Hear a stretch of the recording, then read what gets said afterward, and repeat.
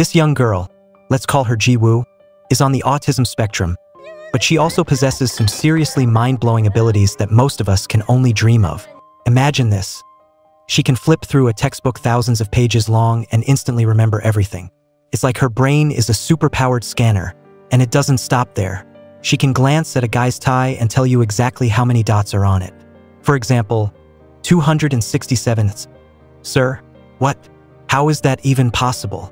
But here's where it gets even crazier. Her hearing is off the charts. She can pick up the faintest sounds from dozens of yards away. It's like she has built-in super-sensitive microphones in her ears. Now, with all these amazing gifts, there's a catch. Because Ji-woo is on the autism spectrum, she struggles with emotions. Understanding the subtle nuances of happiness, sadness, and anger is a real challenge for her. She has to rely on tiny clues, like the way someone's mouth curves or the crinkles around their eyes, to try and figure out what they're feeling. This is where things get really interesting. Our girl ends up in court, and a slick lawyer throws her a curveball. He shows her a picture and asks her to identify the emotion. She's smiling, Ji-woo says confidently. The lawyer presses her. How do you know? Because her eyes are crinkling at the corners and her mouth is turned up, she explains. But then the lawyer pulls out a truly twisted image, a face that's a jumble of conflicting emotions. Ji-woo freezes. This is something she just can't decipher. And here's the heartbreaking part. She doesn't even want to be there. She's only involved because she witnessed something terrible. Picture this. A couple of weeks earlier, Ji-woo is chilling in her room, playing games on her tablet.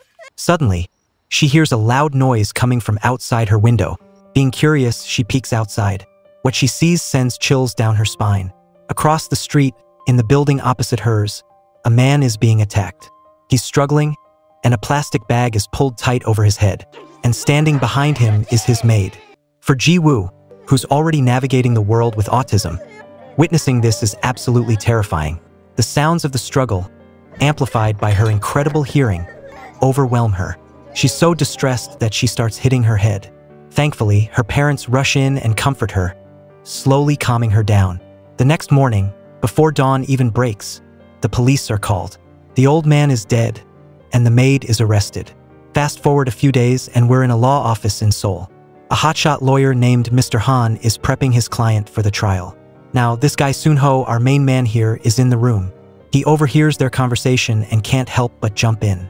He knows he could craft a far more compelling argument. Soon-ho's got some serious legal skills. Mr. Han is impressed. He sees potential in Soon-ho and decides to give him the maid's case. He explains that there's a 15-year-old autistic witness. Plus, this is a high-profile case, the kind that gets media attention. If Soon-ho can win, it'll be a huge boost for his career. The law firm's reputation will skyrocket, and Soon-ho himself will be on the fast track to promotions, fancy suits, and all the good stuff. The next morning, he heads to the prison to interview the maid. And that's where he finds his lifeline. The maid, whose name is Miran, spills the whole story. She says that she heard noises coming from her employer's room that night.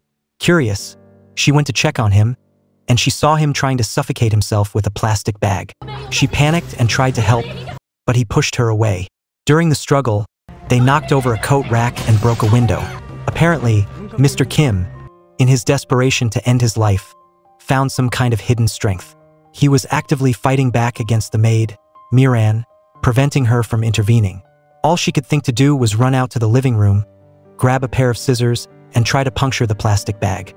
But when she rushed back to the room, she found Mr. Kim on the floor, taking his last breath. During questioning, when asked if Mr. Kim had any tendencies, Miran suddenly remembered something. 2 years earlier, on the anniversary of his wife's death, he had mentioned wanting to join her. And apparently the neighbors could vouch for this. Miran then got really emotional, saying she has no children of her own. She has worked hard and tirelessly serving the family for 10 long years. Their relationship was almost like family, and she had absolutely no motive to kill him. Even though Miran didn't seem to be lying, Soon-ho still had some doubts. He wanted to verify her story, so he went out and started investigating. He quickly found a neighbor who confirmed that Mr. Kim had indeed talked about self-destruction, and that almost everyone in the town knew that Miran considered him like a father. The neighbor was willing to testify in court that Miran could never have been the murderer. This gave Soon-ho a huge confidence boost. He was convinced that this was just a self-destruction that someone had maliciously misinterpreted. Next, Soon-ho visited Mr. Kim's son, Man-ho, who runs an accounting firm. Man-ho was extremely busy but wanted Soon-ho to quickly resolve the case, even though he was devastated by his father's death. Also, he pointed out the fact that the room where Mr. Kim died was dozens of meters away from Ji-woo's house and that she was an autistic girl. For these reasons, Soon-ho was increasingly convinced that Ji-woo was mistaken about a self-destruction as a murder. The preliminary trial date arrived quickly. Soon-ho started by presenting the judge with Mr. Kim's previous cardiovascular medical history and the evidence that sleeping pills were found in his system. Then, he called the forensic doctor who performed the autopsy to the stand. The forensic doctor confidently explained that because the deceased was 80 years old, if a plastic bag was put over his head, he would suffocate in a maximum of 4 minutes. Moreover, the fingerprints on the plastic bag were almost entirely Miran's, suggesting that she had not attempted to tear the bag. Even though the prosecuting forensic doctor made a strong testimony, Soon-ho quickly refuted it. First, he argued that once a person's head is covered with a bag, it immediately causes a rapid oxygen shortage, and the victim would naturally struggle more violently. Therefore, Miran's inability to stop him was normal. To support this claim, Soon-ho introduced a scientific article published by a forensic doctor based on an experiment, which confirmed that people who are drowning and having difficulty breathing immediately exhibit a strong survival instinct. Therefore, this evidence refuted the prosecutor's forensic doctor's opinion. Second, he pointed out that information online shows that quite a few people commit self-destruction using plastic bags. The reason is simple. By adding butane gas to the bag, the person committing self-destruction will experience hallucinations, minimizing pain during the process. And the plastic bag was found to contain butane gas.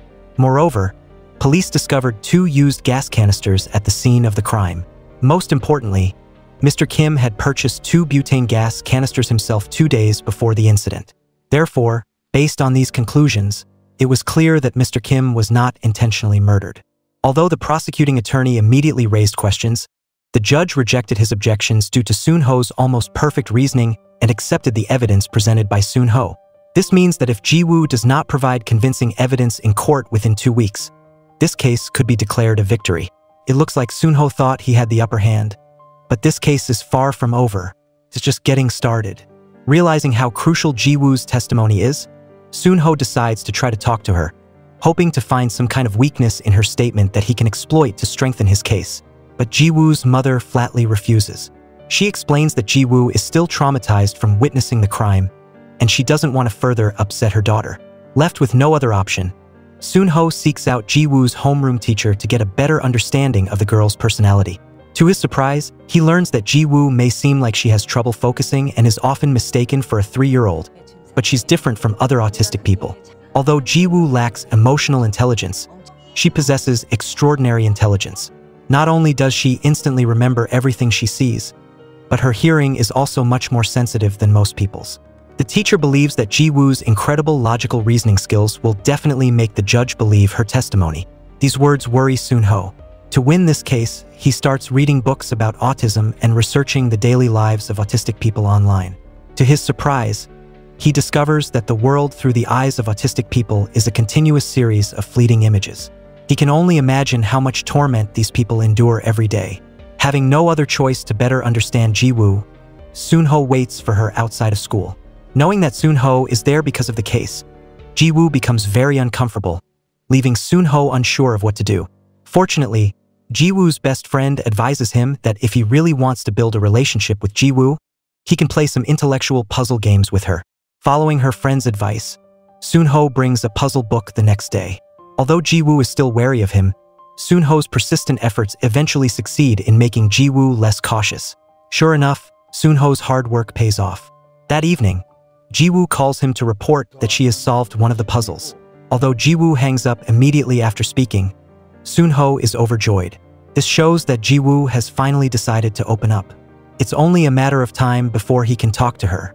And while Soon-ho is waiting for that day to come, another good thing happens to him. At a company party, Mr. Han suddenly reveals to Soon-ho that Man-ho, Mr. Kim's son, was actually his old classmate. Mr. Han is currently looking for legal counsel and plans to recommend Soon-ho for this position, but the prerequisite is that Soon-ho must win this case as soon as possible. If the outcome satisfies Man-ho, Soon-ho's future will be even brighter. But at the same time, it should be noted that once they cooperate with the accounting firm, it undoubtedly means that they may have to get their hands dirty. After all, the world always has its gray areas. Thinking about how he's already in his 40s and hasn't accomplished anything worthwhile, and how poverty even makes him lack the courage to boldly pursue the classmate he's had a secret crush on for so long, Soon-ho, in order to completely change his current situation, decides to lose himself without hesitation. He'll follow Mr. Han's arrangements.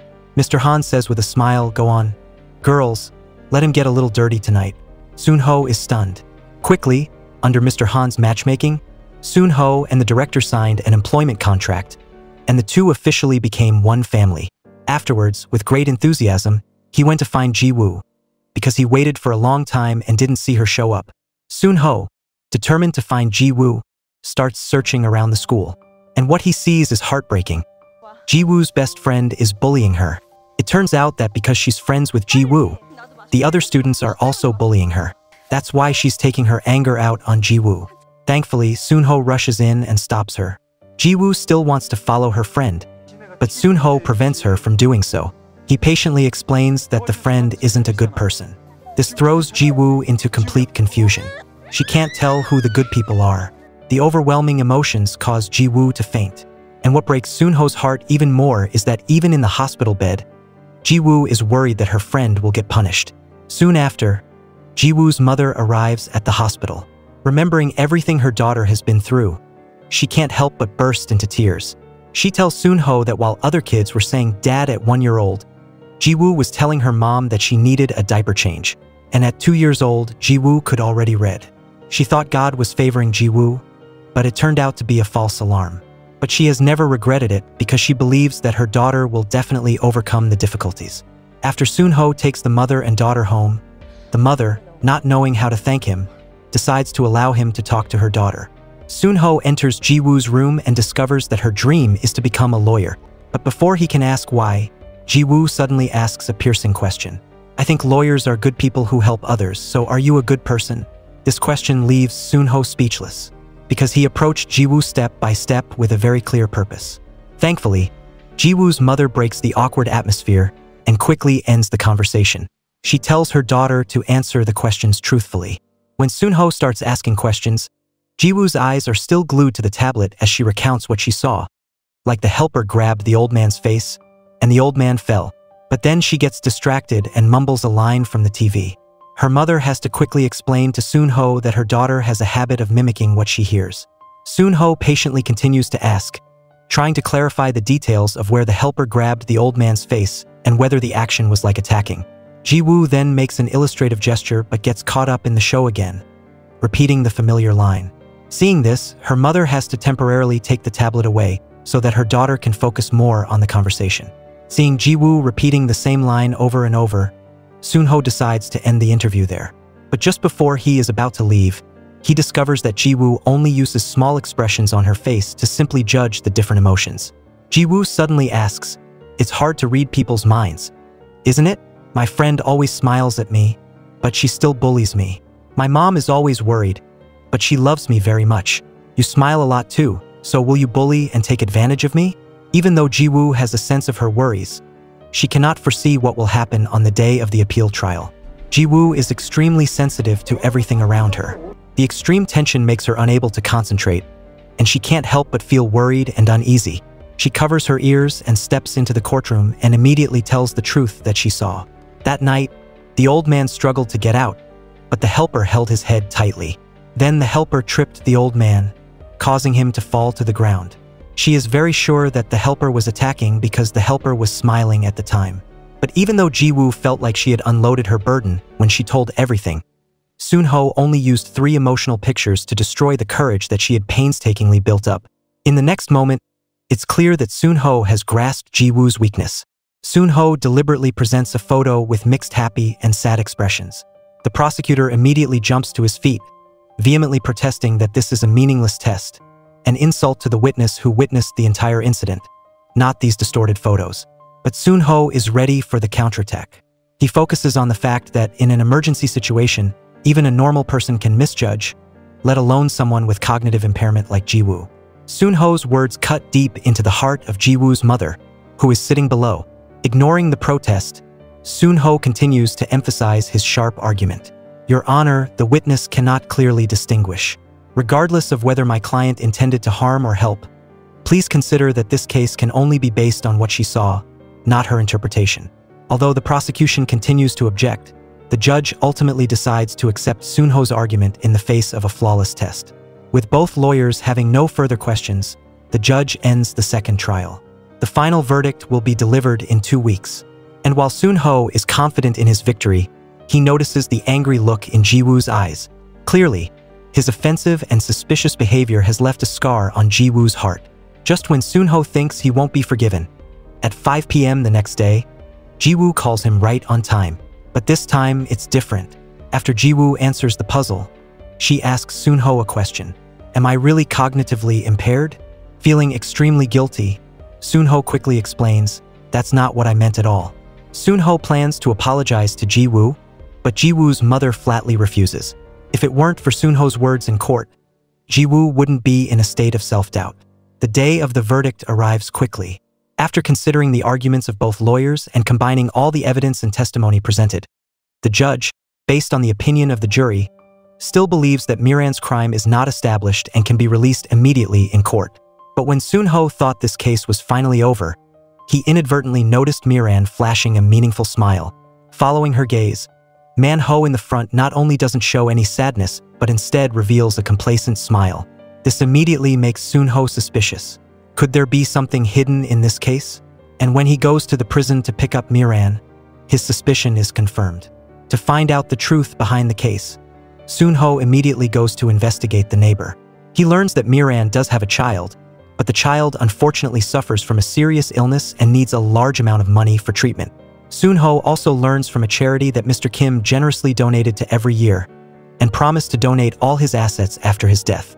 But what makes them feel regret is that while doing the related paperwork, they received the bad news. Combining the information he has seen and heard, Soon-ho finally understands the whole truth.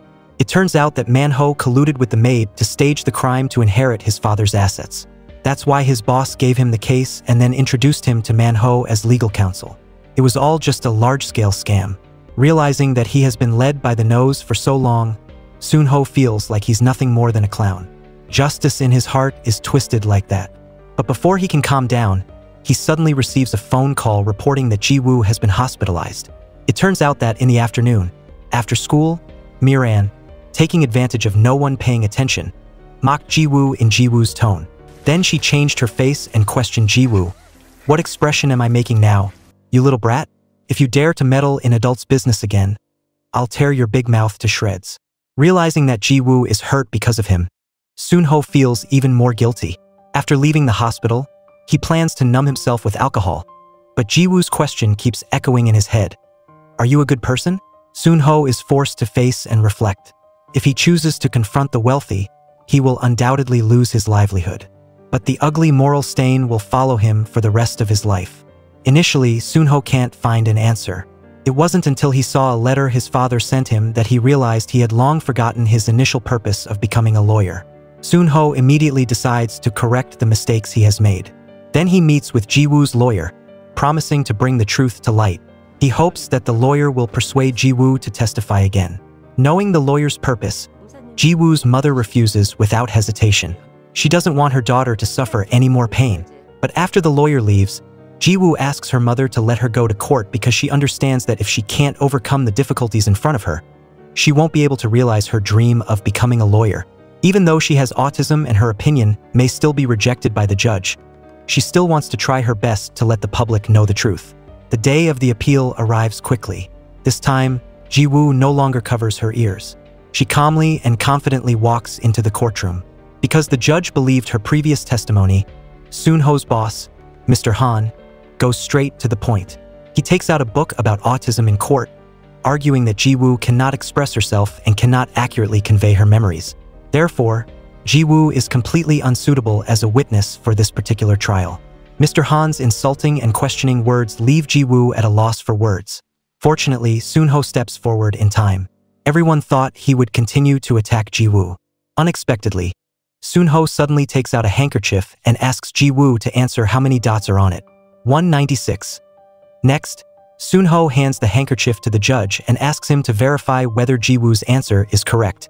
And to not waste time during the trial, Soon-ho asks the judicial police officer at the door to read his personal information quietly because he will ask Ji-woo to repeat it later.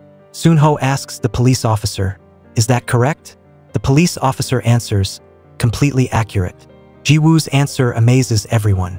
Immediately after, Soon-ho presents a research report explaining that although Ji-woo suffers from severe autism, God has given her an outstanding talent. These research reports can prove it. At this time, Mr. Han, even though he realizes that the situation is not good, Soon-ho has no intention of stopping because next, Ji-woo will use her keen hearing to recreate the whole truth of the murder. If you can see the number of dots on the handkerchief at a glance, then on the day of the murder, you must have heard what the defendant said, right? I remember.